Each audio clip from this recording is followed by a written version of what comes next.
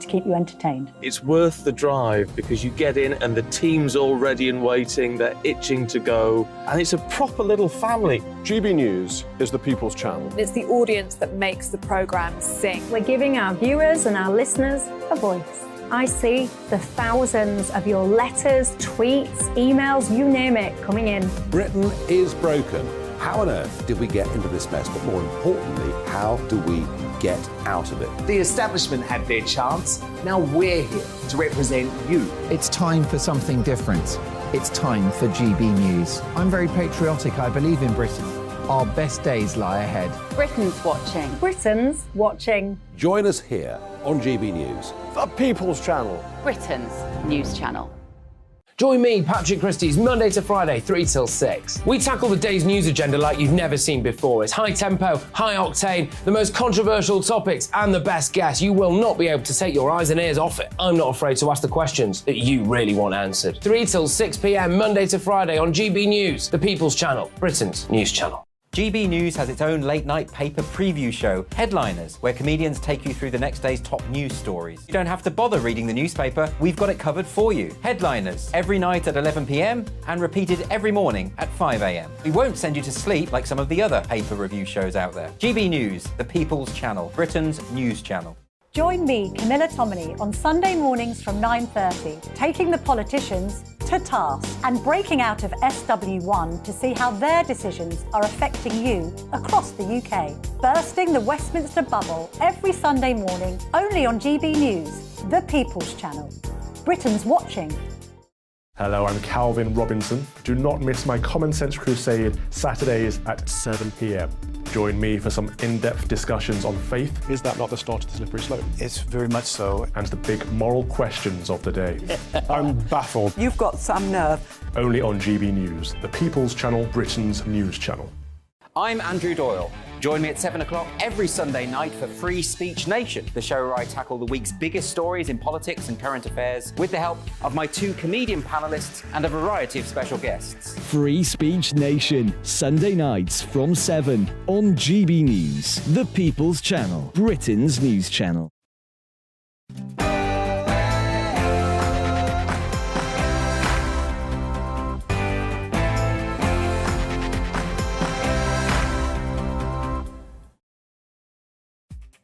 Good evening, welcome along to Neil Oliver Live on GB News, TV and on radio, with me, Darren Grimes. Tonight, following a Say No to ULEZ rally at Trafalgar Square earlier on, we're in for some fierce debate on Sadiq Khan's plans to extend the ULEZ zone. And you can bet your bottom dollar there's been protests at the Grand National at Aintree today. We'll be debating whether racing is a cruel sport. And we're looking at uncanny animal imitators. They are potatoes that look like animals. It's after a Warwickshire mum spotted a seal in her peel. Send us in your pictures if you've ever come across an animal imitating spud. All of that and more coming up. But first, here's an update on the latest news from Tatiana Sanchez.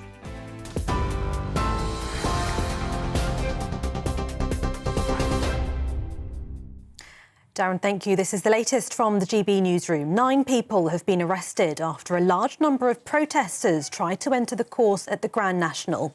The start of the race was delayed for a short period of time after animal rights protesters entered the course at Aintree.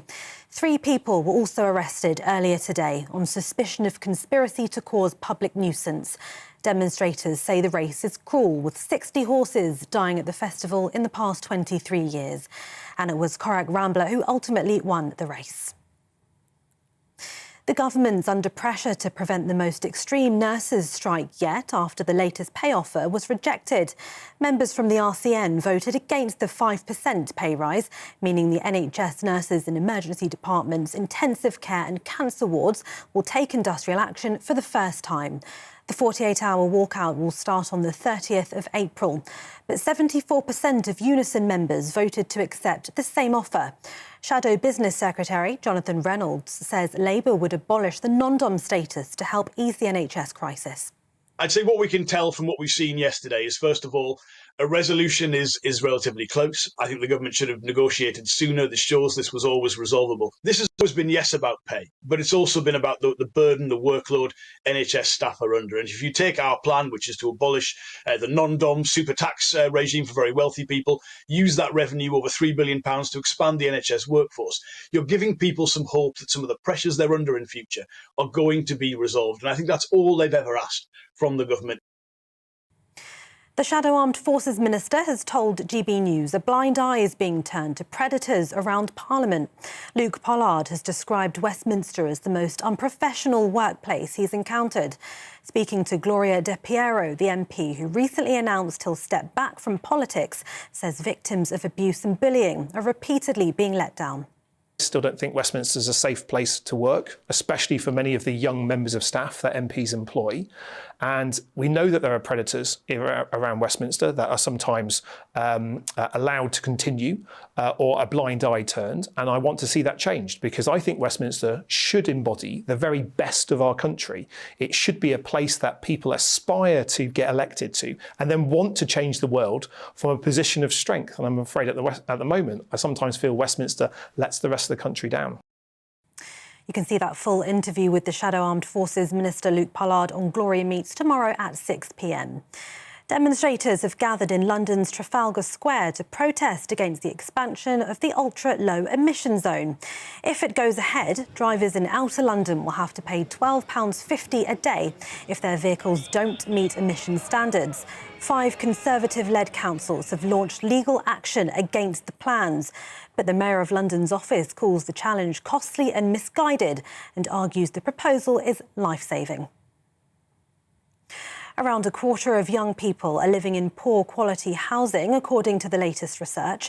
Think tank The Resolution Foundation says 26% of 18 to 24-year-olds live in damp buildings with no electricity, heating or plumbing. The company also found that those living in such conditions are twice as likely to experience ill health. And the Scottish Government is considering drafting in the Army as a replacement for a key Highland ferry service. The ship that normally makes the 5-minute crossing of Loch Linnhe broke down last Friday, leading to a 42-mile diversion. It normally carries more than 270,000 cars a year. A foot passenger service is operating twice a day. TV, online, DAB+ radio and on TuneIn. This is GB News. Now it's back to Darren.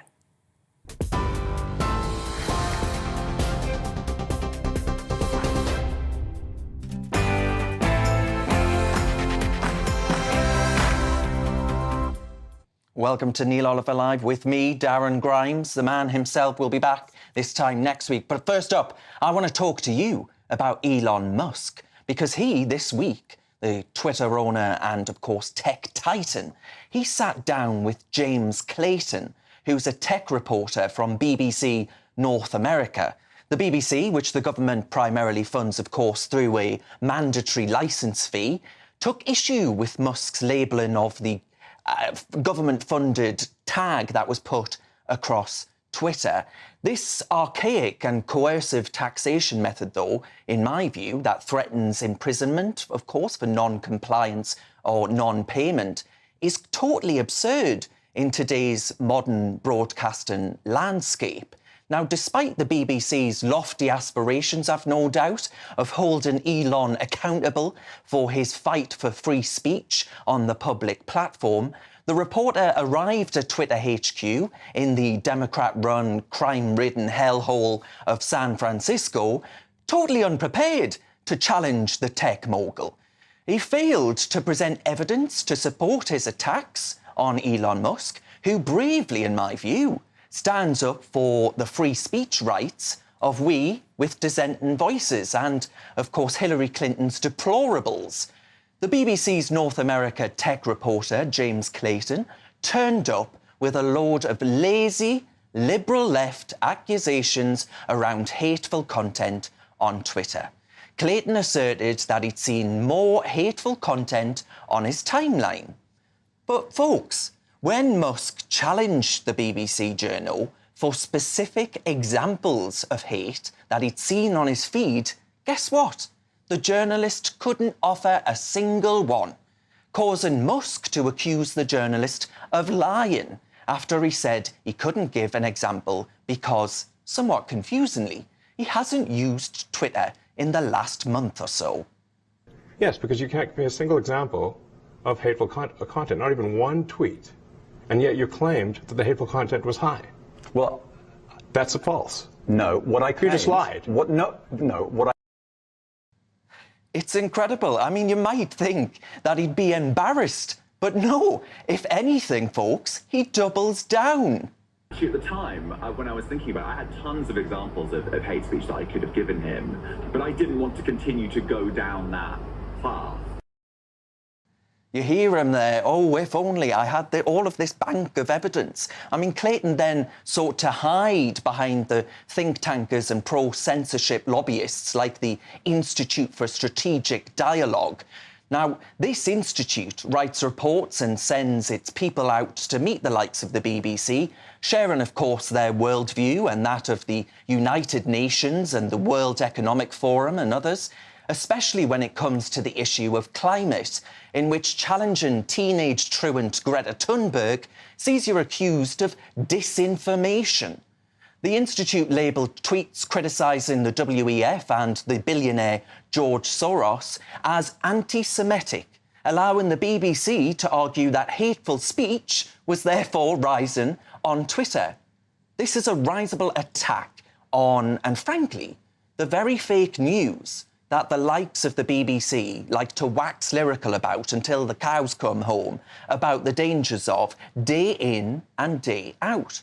These people want a return to the days when asserting that women aren't men would lead to an instant ban from platforms like Twitter.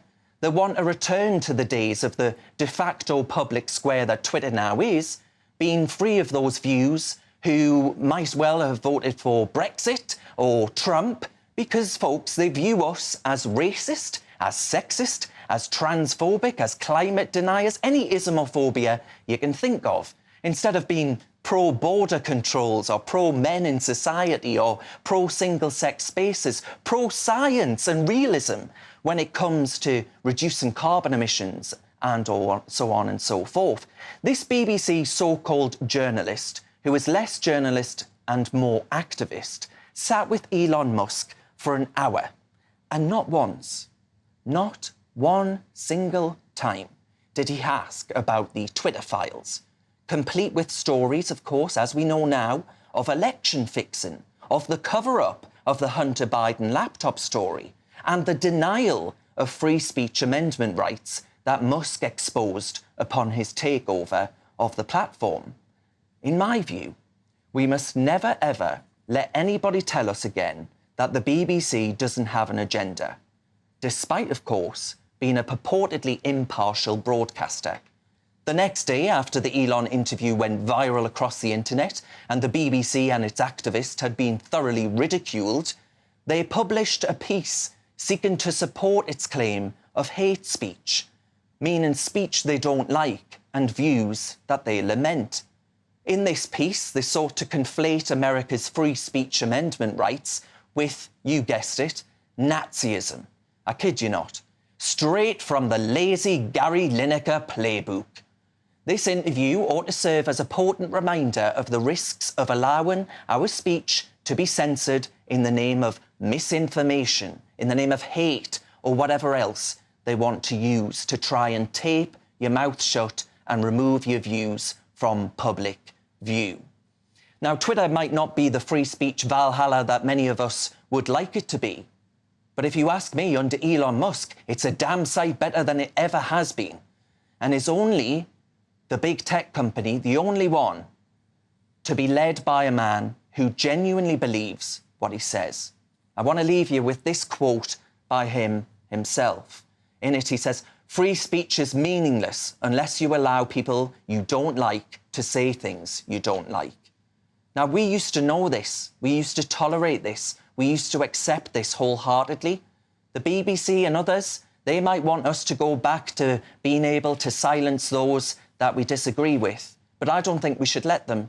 Speech and debate takes us forward. These censors want to take us backwards.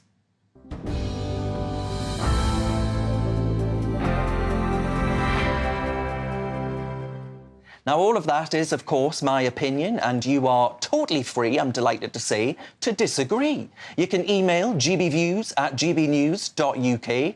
You can tweet us as well, @gbnews. Now, joining me in the studio and throughout the show, actually, tonight's panel are political commentator Reem Ibrahim and broadcaster and lawyer Andrew Eborn. But joining me to actually discuss what I've just said there is Benjamin Butterworth, first of all. Now, Benjamin, I dare say you are chomping at the bit to tell me that I am totally, completely and utterly wrong, and actually the BBC's the best thing since sliced bread. Well, I mean, you are completely wrong, of course. You correctly predicted that. That's the only thing you got correct, I think.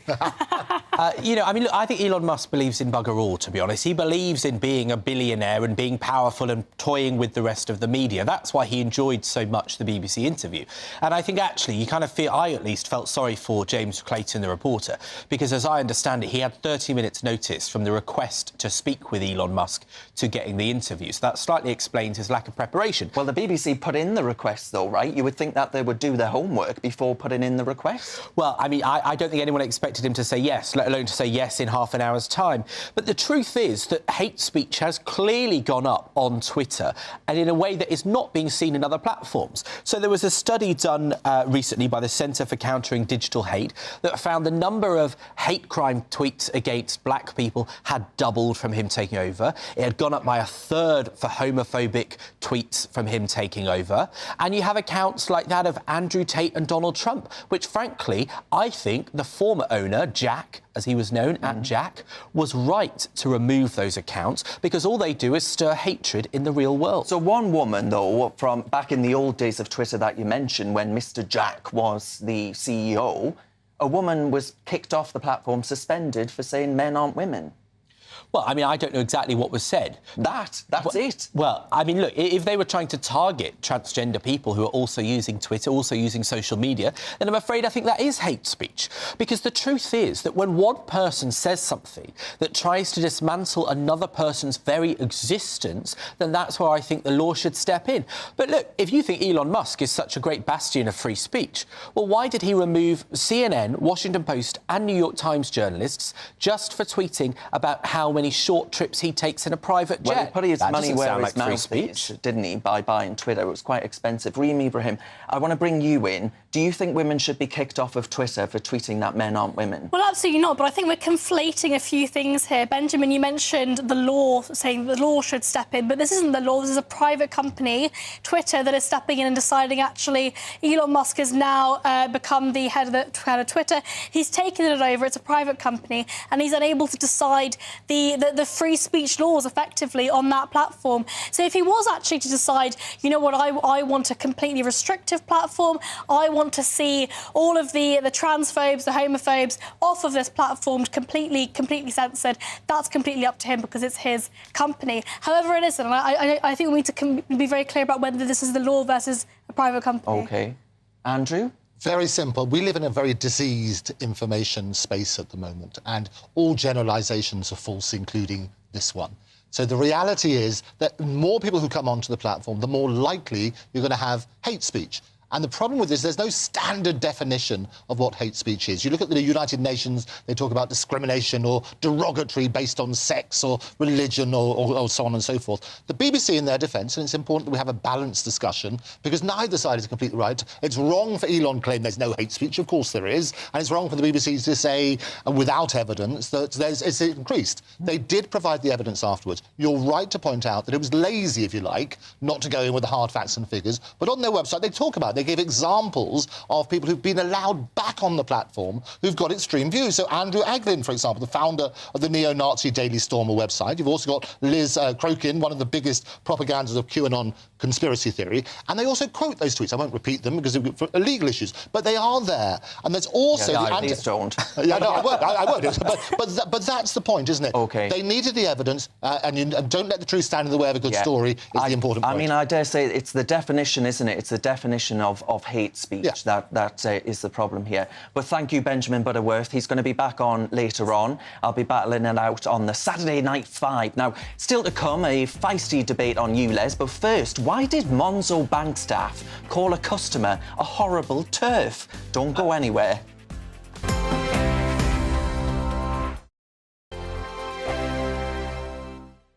It's all about family, being in people's living rooms, all the interaction and getting to know who our viewers and listeners are. When I was young, my dad used to say, no, stop arguing. I wanted an outlet that would enable me to give my opinion. People are going through a really hard time right now, and I know that you don't feel like you're being listened to by the establishment. I came to GB News because it's the People's Channel, and I want the audience to have their say on the events of the day. We're dynamic. We do something different. Democracy shows that the wisdom of the nation is in its people. I get to travel to find out what the story is from a personal perspective. The British people aren't fools. We know when we're not being told the full story. We've got to work out how Britain moves forward from this. It's the best country in the world. The establishment had their chance. Now we're here to represent your views. Britain's watching. Britain's watching. Britain's watching. We're proud to be GB News. The People's Channel. Britain's news channel.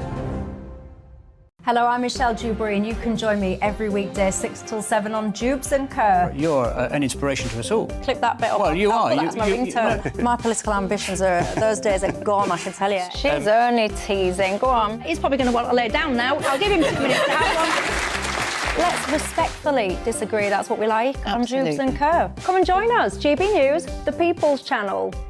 Michelle Dewberry, weekday evenings at 6 o'clock. Start the day with GB News. We catch up on all the big stories you didn't hear the night before. And take a look at what the world's talking about this morning. That's right, Monday to Thursdays from 6 o'clock. It's Breakfast with Eamon and Isabel. Straight after breakfast, join us, Bev Turner and Andrew Pearce. We're going to take you through till noon. We'll be tackling the big topics of the day, including the things that the other channels just won't talk about. If it's happening here. Wake up to mornings on GB News, the People's Channel. Britain's news channel.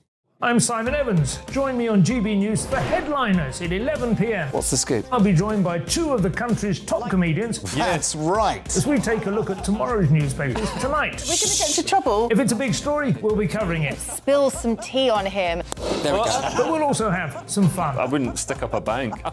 My father didn't love me. So anyway. Headliners every night from 11 on GB News, the People's Channel, Britain's news channel. We've got a brand new lineup every Saturday night on GB News. From 6 p.m, I'll give you my unique take on the world today. Then at 7, it's me, Calvin Robinson, with my Common Sense Crusade. New to GB News is the Saturday 5. 5 times the opinion. Join us every Saturday from 8 p.m. as we debate the week's stories. With us 4, plus a special guest. And at 9, of course, it's Mark Dolan Tonight. Brand new Saturday nights on GB News, Britain's news channel.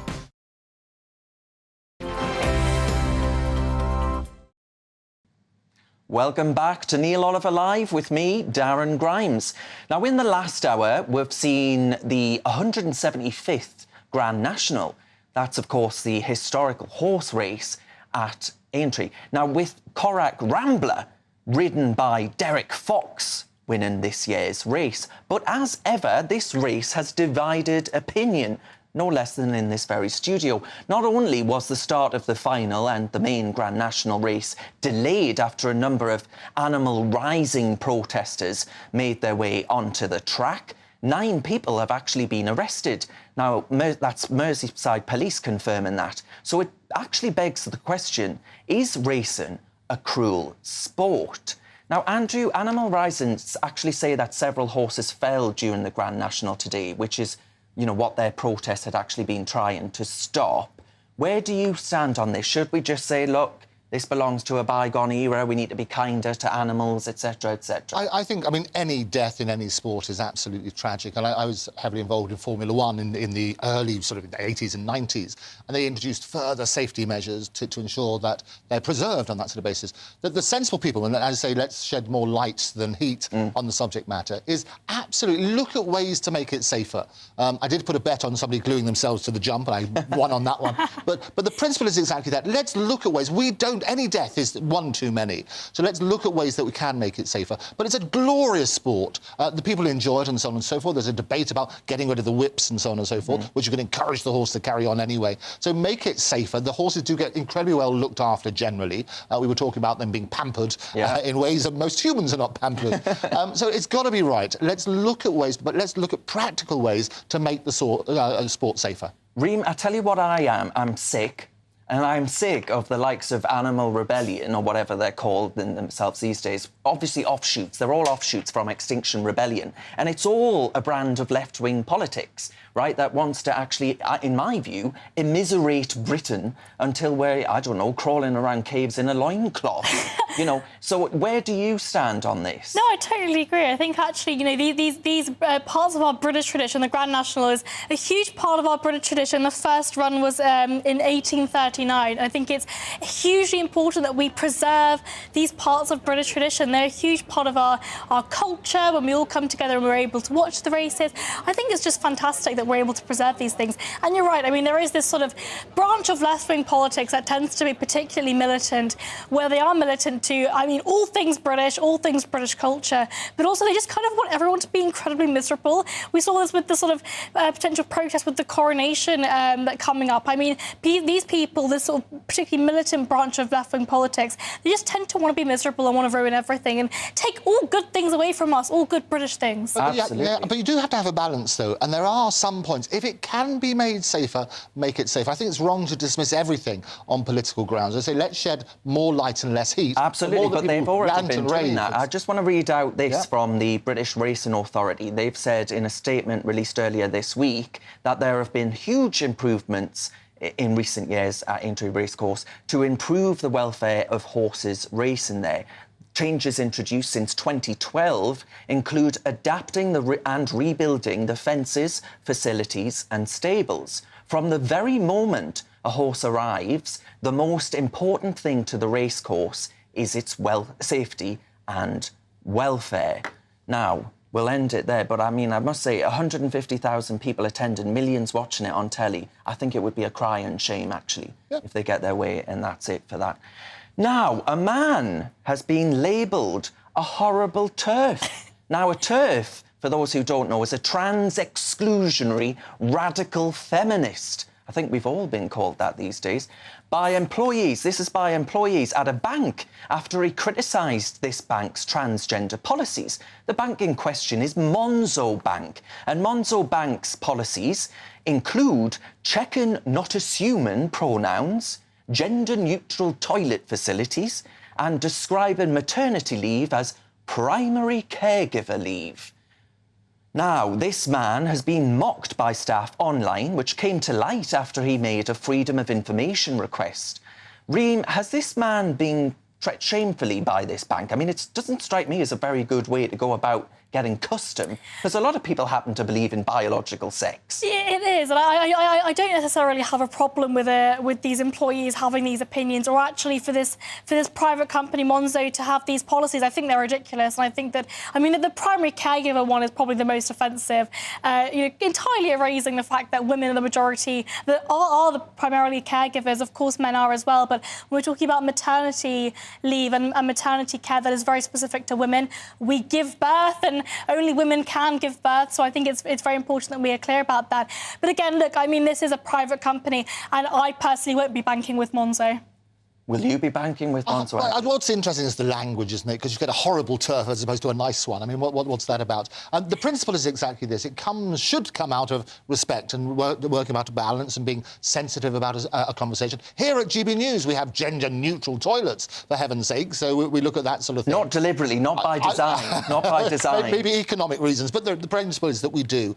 I think respect works both ways, and you're right, absolutely, to turn around and say the primary birth giver, it's rather like talking about chest feeding as opposed to breastfeeding and so on and so forth. You need to respect all people in the conversation and work out why there is that. Because what started the whole thing about woke originally was a positive thing. It means you're awake and conscious certainly of not anymore. that sort of stuff. And that's the problem. It's become a derogatory term. Well, I don't think it's because it's become a derogatory term. I think it's because everything associated with it, in my view, is actually censorship. It's become too extreme. Become too extreme on that. And debate. Well, it's no longer about freedom, and it's no longer about being awake or being sort of understanding the world around us, but actually being a complete sheep towards this sort of incredibly militant leftist ideology. It's hijacking the language, and that's the problem. If you hijack the language from what should be a positive thing about inclusiveness should be positive, you turn around and respect everybody in the conversation, it's got to be much better. Well, yeah, as long as they respect our free speech rights, that's all I can say. Now, Now, this is a good one. After a woman found a seal in her potato peel whilst preparing Easter Sunday lunch, people have started sharing their own spud animals, from couch potato sloths to yam walruses. I wonder, have you ever encountered a cloned creature in your kitchen?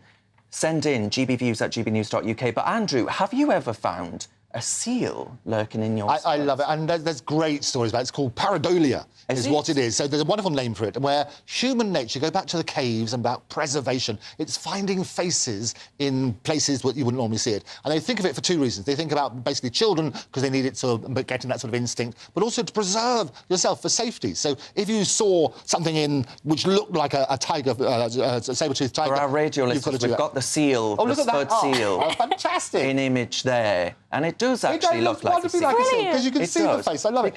Because Reem, I actually often think whenever someone says, oh, look up at the sky, you can see, I don't know, the image of Christ, or you can see, I don't know, whatever else. See it. I always think, one, yes, I can never actually see it myself. Maybe I'm just blind. But secondly, I'm like, are you insane? Like, what are you seeing that I'm not? Well, I mean, with the clouds thing, it's quite interesting, because I quite like looking up at the sky and trying to find different shapes in the clouds. But again, if you're looking at it at a slightly different angle, you can never sort of see it as the same person. I love this, that you see it in potatoes and the spuds, because of the different colouring and the different shapes you get to see, and it's so exciting. I remember being a kid and just like staring at the walls and patterns in wallpaper and trying to find little shapes, and it's a nice pastime than looking at your phone all the time, isn't it? It's also very profitable. I can tell you, in 2004, a cheese sandwich, which apparently bore the image of the Virgin Mary, sold for, I think it was $28,000. Wow. Well, there we go. Get looking, get hunting, get hunting, people, get hunting. Now, next up, folks, after protest rallies in central London today, I'm asking, is it time to say no to the ULEZ expansion? Stay poised for feisty debate.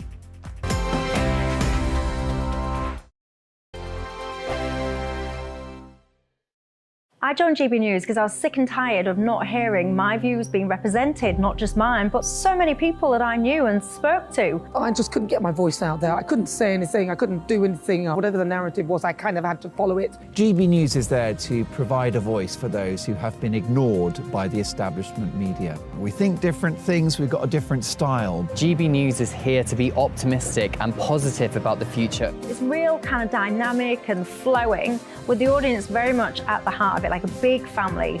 Here at GB News, we talk about the things that matter to you. Hearing the voices from right across our towns and cities, especially our towns. All sides of the argument represented with a heavy dose of opinion. We're on a mission here to make a difference. And the GB News family really is here for you, and whatever time of day you can watch or listen. Britain's watching. Britain's watching. We're proud to be GB News. The People's Channel. Britain's news channel. Westminster is going around in ever-decreasing circles, followed by the media. Britain is broken. How on earth did we get into this mess? But more importantly, how do we get out of it? Join me at 7 p.m, Mondays to Thursdays on Farage, here on GB News. We will have open, rational debate. We've got to work out how Britain moves forward from this. Join us here on GB News, the People's Channel. Britain is watching. You've probably seen politicians interviewed 1,000 times, but we do it differently. We find out who they really are, we don't shout, we chat, and hopefully we bring a bit of light, not just heat. Did you know Kate Moss? Apparently. Do you have a pair of jeans or a pair of jeans? No, of course I don't. What would I do with them? My friends are like, oh my God, what's she doing now? Join me every Sunday at 6 for Gloria Meets, only on GB News, the People's Channel, Britain's news channel. I'm Jacob Rees-Mogg, the Member of Parliament for North East Somerset and a former government minister. For years, I've walked the corridors of power in both Westminster and the City of London. We need to have the arguments, the discussions on how we make it better. Crop failures, famine, war, suffering on a scale completely unimaginable. We are putting the cart before the horse. As Charles I said at the scaffold, he was the true defender of liberty. Yeah, I've completely derailed the conversation. Join me Monday to Thursday at 8 p.m. on GB News, Britain's news channel. I'm Mark White. As GB News Home and Security Editor, I cover those key issues that are so important to you. Our authorities, our communities doing all they can to combat violent crime. With the public services under unbearable strain, why are we still failing to control our borders? Defence, the first priority of any government, has been continually hollowed out. Can we trust our politicians to protect the armed forces? Join me, Mark White, on GB News.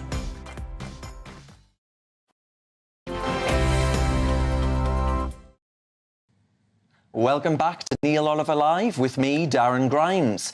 Now, folks, I bet if I said ULEZ to you a few months ago, you wouldn't have taken much notice and thought, what's this lad from the northeast wittering on about now? But the ULEZ debate has become so heated, it's basically a household name. Now, today, Together Association have been holding a rally in Trafalgar Square to protest against Sadiq Khan's plans to extend this ULEZ zone. Now, I'm delighted to say this is going to get spicy, I guarantee that. I'm joined by the leader of the Climate Party, Ed Gemmell, and the director of Car 26, Lois Perry. Now, Ed, can I start with you, please, from the Climate Party? Do you worry about the impact of the restrictions or expansion of these measures on the working class, frankly, of the white van man, for example? Or is it your view that actually these are good measures because it ensures that the white van man cannot afford to drive? Well, I have to say, it's almost yes to both your questions, actually, Darren. So, I mean, I think the first thing is, look, it's great that we're trying to work on this issue. It's great that we're trying to work on decarbonisation and get cleaner air. And I don't think any of the three of us here would like to see dirtier air, getting more people being unhealthy or potentially going to hospitals. I think we can probably all agree on that. Now, having said that, it should have been handled in a different way. It clearly hasn't been introduced in the right way. Communications have been bad related to it. The whole thing could have been done a lot better. Now, we've had hundreds of people out campaigning, but what they're really campaigning about is the fact that it hasn't been done in the right way. It should have been phased in over a longer period of time, communicated better, starting with a lower rate, so not going straight for £12.50, but maybe £2.50, and then phased in over a 5-year period. And I think the real crunch part of it, which would have made it the right kind of policy for everybody, is say all of the income from it should have been taken to subsidise and help Londoners to adjust to it. So put that money into looking after the people that don't have enough money, the working classes, those in more difficult circumstances, and to white van man, help him get his retrofit done, but put all of that money into it. Don't try and take it into London's coffers. But Ed, yeah, I mean, a yes or no answer. Is it the case that actually you would prefer to just get people out of using their cars, etc.? Well, I mean, I think the idea of getting people into doing something in a much more sustainable way that we can keep doing for a long time is clearly the right thing to do. And all of us would like people to be healthier, after all. None of us are against that. All right, Lois, then, I mean, what do you think about all of this? Is this all some form of an agenda, perhaps? Absolutely. And the thing that keeps people healthy is not being in poverty. And not being in poverty means being able to work and being able to make money, being able to jump in your car or jump in your van and actually earn a living. It's quite funny that it's called the Climate Party, because actually all of the main parties at the moment are climate parties, you know, with one or two exceptions. The people have spoken today. I spoke to Howard Cox of Fairfuel UK. He's been down there. Thousands have descended on Whitehall. Nobody wants this. It's about control. People want to be able to use their cars. Since the Industrial Revolution, life expectancy has doubled. It's revolutionised the lives of working people and working class people being able to get around in their car. It's quite patronising to say, you know, they need to get used to it. No, they don't. They should be able to do whatever they want. But Lois, then, briefly, I mean, is it not reasonable for, you know, Ed to say, well, hang on a minute, there are ULEZ benefits, like getting rid of air pollution? But air pollution is at its lowest point that it's ever been. I mean, there was a bit of controversy recently about the thousands of deaths that allegedly have happened due to air pollution. When you actually look at the statistics, there was a freedom of information, and it said that in the last, I think it's 20 years, there's been one death with direct causation of air pollution on the death certificate. It's a bit of a scam, Darren. There is an agenda. It's all about getting us out of our cars, at home, in front of our screens, with our 15-minute cities, eating insects. It's disgusting. This is the libertarian issue, 100%. Ed, what do you say to that then? Because, I mean, many people were saying, oh, happy days, the judicial review is going to happen. ULEZ might be scrapped. What do you say to that? Well, I have to say, just to start off with, actually, I mean, I think this idea of a scam, I mean, look, let's make it not a scam. Let's make sure all the money of it goes back to Londoners to help them and to help them adjust to the scheme. The first thing is let's not see it. Let's not see it as a scam that's trying to make money. Let's get Sadiq Khan to do the right thing. Let's encourage him. I mean, the court. Sadiq Khan doing the right thing. He completely discounted all right, just one second. I'm sure I'll come to you in a second. Sorry. The court case has been brought as well by the 4 London boroughs and by Surrey. I mean, I think that could have been solved by those London boroughs getting together with Sadiq Khan and actually organising to get the right thing done and put it in the right way. Now, why they didn't do that, and I don't know who's to blame. I'm certainly not defending Sadiq Khan on this or anything else. That's not why I'm here. What I'm here to say is that's a good scheme, and we could do it a lot better. So and make it better for everyone. Ed, I mean, you want to entice people to your cause, right? So how do you convince these protesters then that they should back you? Well, I think the reason for backing the Climate Party is because everybody wants to see an end to the cost of living crisis and energy security. And currently coming down the track on us at the moment is an entire world that's going to go to net zero. 150 countries who've set targets to go there. It's the biggest commercial opportunity on the planet. And if Britain stays at the back all of these net zero moments, we try to hold us back. We won't take the money from it, and we'll continue having energy insecurity and having a cost of living crisis. All right, I've got to let Lois come back to that. Opportunity. Oh my goodness, I can't even believe I'm hearing it. What we're looking at now is the deindustrialization of the West, a deliberate strategy to wipe out the majority of people in terms of their standard of living. You need cheap fossil fuels, plentiful fossil fuels for people to be able to live effectively and happily. 2/3 of Londoners in the public consultation did not want this. Well, Nobody that's it. And ultimately, if the people don't want it, it's going to have to go. But I thank you very much to both of you for joining us. Now, with me still is the political commentator Reem Ibrahim and the broadcaster and lawyer Andrew Eborn. Andrew, you've heard what people have had to say there, Lois and Ed. Who are you with? Well, I'll tell you what, it was a little Punch and Judy show, isn't it, really? And what I always say, let's shine more light and less heat. It was devoid of facts and figures. Well, there were a fair few there. Not nearly enough. I mean, firstly, who is the Climate Party? It's a tiny little party, which the first time any of but good luck to them anyway. What's interesting is fear is the biggest way of selling anything. So you have to turn around and say, look, what does it mean to be ULEZ compliant? I can tell you, virtually every petrol car registered since January 2006 will be ULEZ compliant. So if your car is not zillions of years old, then you're not going to have an issue.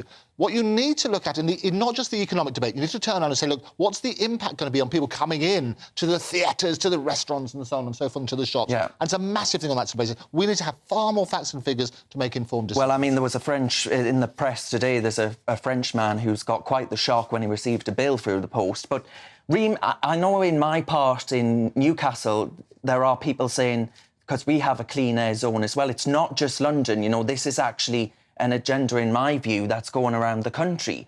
And I don't think it's one that puts working people first, and that's my concern with it. Yeah, you're absolutely right. I mean, ULEZ is nothing more than a tax on the poor and the vulnerable. I mean, it really is. Those cars that are majoritively going to be working class owned are not compliant. My family car is not ULEZ compliant. We have to pay the £12.50 every time we go into central London. And now, because I mean, I live in one of those London boroughs, I live in Hillingdon actually, that is now going to be under this ULEZ charge, which essentially means that when my mum has to do the school run, she has to pay the £12.50 anyway. So we'll either have to be forced to pay for a new car, and this is something that's happening time and time again. Mums on their school run, the man in the white van going to work, this is who it's hurting, not those that are wealthy. In a word then, to the pair of you. Do you think this is an agenda to get us out of our cars, to stop us using cars? I think it's an agenda to raise money for TfL, because Sadiq Khan has spunked all the money. Well, yeah, and control. Andrew? I think without a doubt there's a way of pushing a hidden agenda. And I think you need to, let's get the facts on both on what's happening about the climate and also the facts on who's actually affected. Okie doke, we'll leave it there. Thank you to the pair of you. Now, still to come, folks, this hour we'll be talking all things Titanic with a Titanic historian and broadcaster. He's called Nelson Aspen. You won't want to miss him. I'll see you in a few.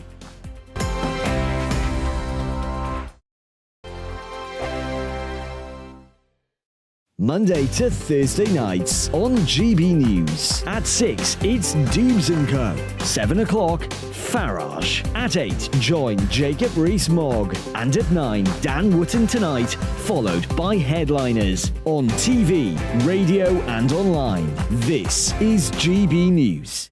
First and foremost, I am a GB News fan, and I was before I was working here. Just love the fact that we're asking the questions that a lot of establishment media won't ask. With a bit of a twist, we not only want to inform you, but we want to keep you entertained. It's worth the drive because you get in and the team's all ready and waiting, they're itching to go, and it's a proper little family. GB News is the people's channel. It's the audience that makes the programme sing. We're giving our viewers and our listeners a voice. I see the thousands of your letters, tweets, emails, you name it, coming in. Britain is broken. How on earth did we get into this mess? But more importantly, how do we get out of it? The establishment had their chance. Now we're here to represent you. It's time for something different. It's time for GB News. I'm very patriotic. I believe in Britain. Our best days lie ahead. Britain's watching. Britain's watching. Join us here on GB News. The People's Channel. Britain's news channel. Join me, Patrick Christie's, Monday to Friday, 3 till 6. We tackle the day's news agenda like you've never seen before. It's high tempo, high octane, the most controversial topics and the best guests. You will not be able to take your eyes and ears off it. I'm not afraid to ask the questions that you really want answered. 3 till 6 p.m, Monday to Friday on GB News, the People's Channel, Britain's news channel. GB News has its own late-night paper preview show, Headliners, where comedians take you through the next day's top news stories. You don't have to bother reading the newspaper, we've got it covered for you. Headliners, every night at 11 p.m, and repeated every morning at 5 a.m. We won't send you to sleep like some of the other paper review shows out there. GB News, the People's Channel, Britain's news channel. Join me, Camilla Tominey, on Sunday mornings from 9:30, taking the politicians to task and breaking out of SW1 to see how their decisions are affecting you across the UK. Bursting the Westminster bubble every Sunday morning, only on GB News, the People's Channel. Britain's watching. Hello, I'm Calvin Robinson. Do not miss my Common Sense Crusade Saturdays at 7 p.m. Join me for some in-depth discussions on faith. Is that not the start of the slippery slope? It's very much so. And the big moral questions of the day. I'm baffled. You've got some nerve. Only on GB News, the People's Channel, Britain's news channel. I'm Andrew Doyle. Join me at 7 o'clock every Sunday night for Free Speech Nation, the show where I tackle the week's biggest stories in politics and current affairs with the help of my 2 comedian panellists and a variety of special guests. Free Speech Nation, Sunday nights from 7 on GB News, the People's Channel, Britain's news channel. On Mark Dolan tonight, in My Big Opinion, I'll be dealing with Meghan Markle, Prince Harry and the world's most famous plastic paddy, pretend Irishman Joe Biden. My 3 top pundits tonight, radio and TV legend David Hamilton, fearless and feisty Angie Best, who normally gets us in trouble, and that rare thing, a young person with conservative views, political commentator Alice Grant. My Mark Meets guest is legendary gardener and grower of big vegetables Gerald Stratford. You should see his marrows. Plus Sunday's papers hot off the press. We're live from 9.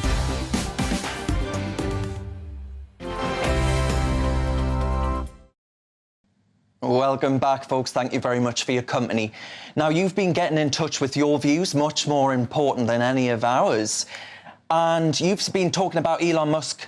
And one question here, one answer rather, says, maybe Elon Musk will buy the BBC. We can only hope. I would agree with that. That's Irvine and Taunton. Now, Mick says, well said, Darren, get the BBC licence fee abolished. They are further to the left than Starmer ever will be. And Jim says about horse racing, I think it should be made a flat race, maybe just have one hurdle to keep it exciting, but I'm sick of these student-y types trying to change things by acting like utter cretins. I hope they get 5 years. Kat, though, says it's disgusting, all for the money. Over 200 horses have died at Cheltenham. And then John wrote in and said, horses are not born to be ridden or to pull heavy loads. They are sentient beings, and the way humans have treated them over the centuries is atrocious, although I think the Stop Oil and Climate mob are idiots. Everyone should applaud these brave people who are trying to put an end to the disgusting maltreatment of horses. And then finally on ULEZ, John says, hi GB News, the ULEZ issue, sorry, it doesn't affect me. I haven't driven in London in more than 20 years. It's a London thing, so get on with it, Muppets. After all, you voted in Chairman Khan to run the capital. John, I'm afraid to tell you, it's not just London. As I mentioned there, Newcastle has a climate air zone, or whatever they want to call it, and other cities throughout the UK as well. It definitely just isn't limited to London. Now, folks, it's the 111th anniversary since the Titanic ship sank, and it also happens to be 25 years since the incomparable film starring Leonardo DiCaprio and Kate Winslet, which makes me feel ancient. Now, I'm joined by journalist and Titanic historian Nelson Aspin right now. Nelson, thank you very much for your time. This is quite a big day for Titanic superfans, isn't it? The Titaniacs. That's right. I am a proud Titaniac, is the moniker we have coined for ourselves. And April 15th is a day that's very important on our calendar. As you said, it's the 111th anniversary of the sinking, and it can be very somber, but it's also a day of remembrance because she is the ship of dreams. There are so many stories, human elements to her tragedy. I mean, whether it's the romance, the mystery of why it happened, the class distinction of who survived and who didn't, the hubris of an unsinkable ship that could absolutely sink. We all know the story, but yet it always seems to compel us. And I'm excited. You're showing a little bit of the trailer from Ship of Dreams, Titanic Movie Diaries. I'm part of this documentary that releases today, if you go to shipofdreamsfilm.com. And this documentary by filmmaker Alexandra Boyd reunites some of the actors from James Cameron's film. Alexandra had a small part in the film all those years ago, and she had the very clever idea of getting these supporting actors to write their diaries about the experience. And now, a quarter century later, just in time for James Cameron to re-release his film, she has created this documentary. So it's really fascinating to see these beloved characters that we've come to know so well over the last several years. They share recollections, behind-the-scenes stories, and it gets quite emotional, Darren. That's the documentary there that people, of course, are free to Google and find. Now, what do you why do you reckon, if I can ask you to get into the minds of the public, why do we find the Titanic in particular so fascinating? Do you think we would be so intrigued if it wasn't for Mr. DiCaprio and, of course, Kate Winslet?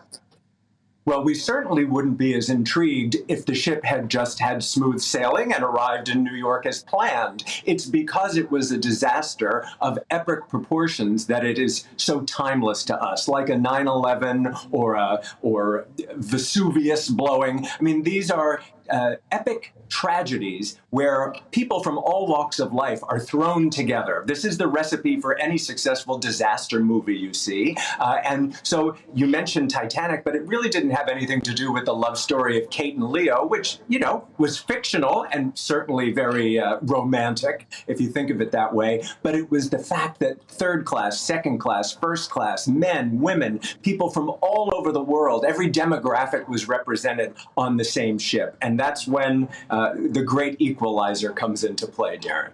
Well, Nelson, best of luck with the documentary. I'm sure it's going to be fascinating, and I'll watch it, seek it out myself. I promise you that, Nelson. Very good. But thank you very much for your time today and for joining us to actually commemorate this anniversary. I'm going to go to my esteemed panel now. The political commentator Reem Ibrahim and the broadcaster and lawyer Andrew Eborn still join me now. Reem, are you a Titanic fan? I mean, I regret to say that you make me feel ancient because you are how old? Remind my viewers. I'm 20. 20. So you weren't even around. You were a not even star born. in the sky. I was not even born when Titanic came out, but it is still one of my all-time favourite movies. Good. I absolutely love it, and I think that what I particularly like about the movie is the class dynamic between Rose and Jack, and how they sort of came together, and Jack sort of entering this world of the upper classes. I think it's fantastic and a beautiful love story. Andrew, you have historic connections. I do. I'm 25. I've just had a tough paper round. But no, absolutely. So my grandfather, the wonderful William Wheeler, he actually supplied silk blinds to the Titanic. So a great chance to remember him as well. And it's extraordinary because they tried to, bizarrely, resurrect the Titanic a couple of times. People have been trying to build the new one. They must learn from history, I would have thought. But that's what they tried to do. But William Wheeler, remembering him, he did supply blinds to the Titanic. Wow, that's impressive. It's fantastic. I mean, Reem, when it comes to these sort of issues and these documentaries being created to commemorate these events, do you think harking back to the past is useful? Because, I mean, it's a whole question in and of itself. We live in an age in which actually history and the politics of that history are indeed controversial. They are controversial. I mean, as a history university student, I've got to say I totally think that this stuff is fantastic, and I think that actually looking back on our past is the only way we can look towards the future and learn from the past. I mean, a lot of these political issues that we have at the moment when it comes to freedom of expression or with educational reforms, a lot of these things are things that people fought for 100 years ago as well. I mean, 1912 was a commemorous year. I mean, we were just about to enter a world war, and there's a huge amount of politics that happened over there during that time. I think we have a lot to learn from the people of the Titanic. Andrew, remembering history important? Oh, absolutely. As a futurist, this is what I also do. We predict the future, have a 100% record. And the reason for that is I always say people turn around and say history repeats itself. And the reason history repeats itself is because we don't learn the lessons from history. So look back at virtually most major events and learn those lessons. So have you got any time for the activists then that say, actually, you know, we should just denigrate history? I think that we should always shine a spotlight on it. We should question everything, because we're drowning in a sea of information, misinformation, most of which is false, which is where we started on the show. All right, yes, we did indeed. Well, honestly, it's been an absolute pleasure joining the two of you, Reem Ibrahim and Andrew Eborn. Thank you very much for your time. Thank you very much. Now, folks, indeed, again, my thanks to my absolutely brilliant panel, which I'm sure you agree, as indeed all of my guests. Neil, I believe, is going to be back next week. If he's not, I'll be knocking at his door and saying, come on, Neil, we need you back, because he is absolutely brilliant. I'll be back in 1 hour's time, though, after Calvin Robinson has his fantastic show for more feisty debate with the Saturday Night 5 team. This week, we've got Dominique Samuels, so you won't want to miss out on her brilliant contribution. But for now, I leave you in the capable hands, as I say, of Calvin Robinson and his Common Sense Crusade. Hello, I'm Craig Snell. Here is your latest forecast from the Met Office. Well, as we go through the next few days, for many of us it's going to be fairly cloudy tomorrow, but the brighter skies are set to return as we go into early next week. So here's the situation at the moment. We've got high pressure trying to move in across the UK, but these two weather fronts will move in across many western areas as we go through the next 24 hours, bringing in another spell of cloud and rain. You can see it on the graphics here, already moving into Northern Ireland and eventually into Scotland as the evening goes on. For many eastern parts, actually, it's going to remain fairly dry with some clear skies, maybe the odd mist and fog patch. But also here, we could just see a touch of frost. But further west, where we see the cloud and rain, it should be a fairly milder night compared to recent. So tomorrow, for a lot of us, it starts off fairly grey. Could just see some brightness across the east, but generally a lot of cloud around, some outbreaks of rain too. Quite light and patchy though, mainly nuisance value more than anything else. But then going into the afternoon, brighter skies for Northern Ireland and Scotland. This may well trigger a few showers, but also feeling quite warm here in the sunshine. Could see highs reaching 17 degrees, but still quite disappointing where that cloud lingers across parts of England and Wales. Into the evening, A lot of the showers generally fading away, so as we go into the small hours of Monday, actually quite a lot of the UK generally dry. Some clear skies, especially across Scotland and also across some eastern parts of England. So here, again, we could just see a touch of frost, but where the cloud hangs on, it should be fairly mild for most as we start Monday morning. So going into Monday, again, a fairly cloudy start across the west, but the clearer skies across the east will slowly spread their way a little bit further westwards as the day goes on. So some good sunshine developing across the Midlands, central southern England, northern Scotland, and maybe also Northern Ireland too. And in the sunshine, especially come Tuesday, we could see highs reaching 20 degrees in the north.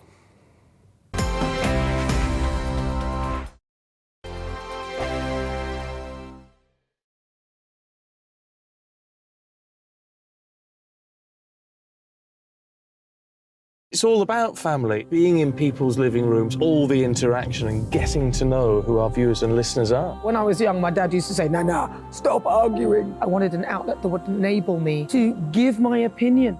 People are going through a really hard time right now, and I know that you don't feel like you're being listened to by the establishment. I came to GB News because it's the People's Channel, and I want the audience to have their say on the events of the day. We're dynamic. We do something different. Democracy shows that the wisdom of the nation is in its people. I get to travel to find out what the story is from a personal perspective. The British people aren't fools. We know when we're not being told the full story. We've got to work out how Britain moves forward from this. It's the best country in the world. The establishment had their chance. Now we're here to represent your views. Britain's watching. Britain's watching. Britain's watching. We're proud to be GB News. The People's Channel. Britain's news channel. Hello, I'm Michelle Dewberry, and you can join me every weekday 6 till 7 on Jubes and Co. You're an inspiration to us all. Clip that bit up. Well, you are. That's my ringtone. My political ambitions those days are gone, I can tell you. She's only teasing. Go on. He's probably going to want to lay down now. I'll give him 2 minutes to have one. Let's respectfully disagree. That's what we like on Jubes and Co. Come and join us. GB News, the People's Channel. Michelle Dewberry, weekday evenings at 6 o'clock. Start the day with GB News. We catch up on all the big stories you didn't hear the night before. And take a look at what the world's talking about this morning. That's right, Monday to Thursdays from 6 o'clock. It's Breakfast with Eamon and Isabel. Straight after breakfast, join us, Bev Turner.